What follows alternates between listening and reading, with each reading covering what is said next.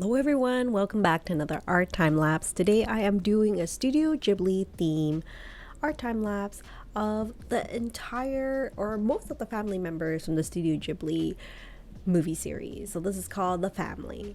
So here I'm starting off with my watered down gouache just to paint out where the characters are going to be. I have a rough idea of which characters I want to paint, but not necessarily like where they are in association with each other in this painting. I just knew that like I wanted some from Spirited Away, I wanted some from Princess Mononoke, Totoro, and also want to do like a not like a realistic version similar to the movie, but something like really cute and like not exactly like chibi characters. So this is more of like a fun piece for me because Studio Ghibli always brings me back to a really happy place. So I'm pretty excited to be sharing this with you. So here you can see I'm starting to paint in like the dress for Sophie from Howl's Moving Castle.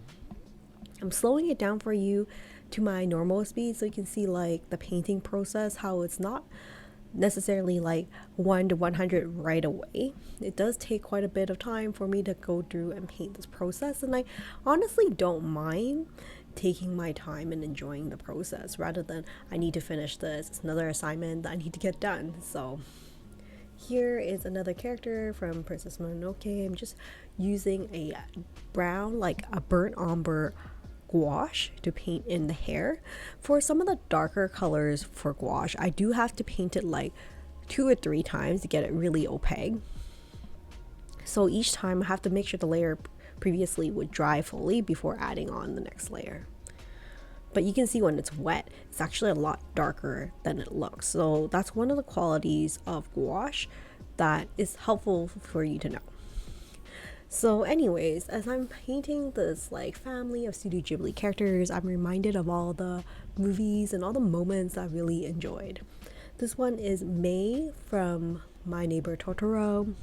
I think she's just like a fun, loving character that is just so innocent and reminds me so much of my own child. So I knew I had to include her in this piece. So you can see her hair is actually quite light at the moment. I do have to layer on afterwards.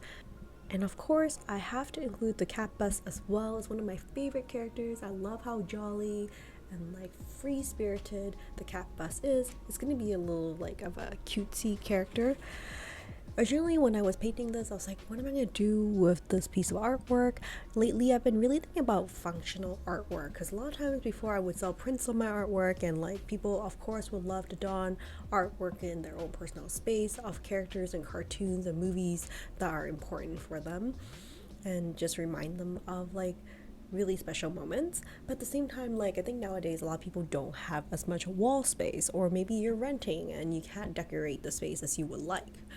Or like, so overall I'm thinking like I need to think of functional artwork. So how can I integrate my artwork into pieces that people can use from day to day? So either like a tote bag that you can take to the grocery store with you, or maybe in a pencil bag that you can use for your stationery and store those items and you can carry it with you from day to day.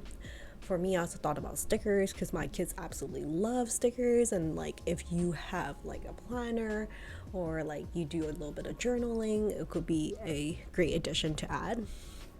So I've been playing around with different ideas of functional art. So for this piece, I think for now I may actually consider doing it as a stationary piece, like stickers for now, and see how things go. If there is more interest, I may consider changing it to other types of functional artwork. So here you can see I'm speeding it up. This entire process takes me around, I would say, probably at least 2 weeks, because each time I sit down for sitting on the weekend, it takes me around an hour and a half to 2 hours or so. So at least 2 weeks, but like a lot of time it just takes time because you have to wait for the previous layer to dry. But luckily for me, for this piece there are like so many different characters, so while I'm working on one, the other one is drying, I can work on like a third character. So doing a piece like this requires a lot more organization, I would say. I would start off with thinking about, okay, I need to paint all of the apricot, the light apricot for the faces, and then now I need to paint all the burnt umber for the hair for the different characters. So all of this requires a bit of organization.